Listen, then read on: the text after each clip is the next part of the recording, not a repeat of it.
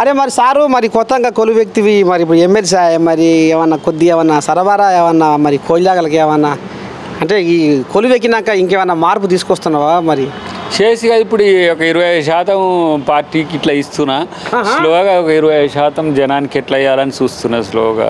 తర్వాత మనకి MLC fund అయితే మంచిగా పేదోళ్ళకు మంచిగా వాళ్ళకు పెడతా. ఎంత వస్తే అంత 5 కోట్లు వస్తే 5 కోట్లు, 10 కోట్లు వస్తే 10 కోట్లు.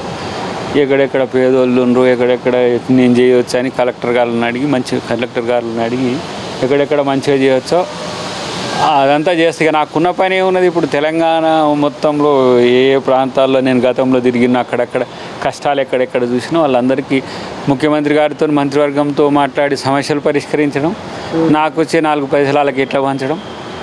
కొంచెం మనకి తెలంగాణ వచ్చింది కాబట్టి సంతోషం. ఇంతకుముందు కేసీఆర్ ఉన్నప్పుడే గాయ పంచాయతీ పెట్టుకునేది. ఎందుకంటే ఏడ చూసినా మనోళ్ళను ఇబ్బందులు పెట్టేది. ఏదైనా సమస్య వస్తే ఇప్పుడు ముఖ్యమంత్రి గారికి పిల్లల కాడికి పోయి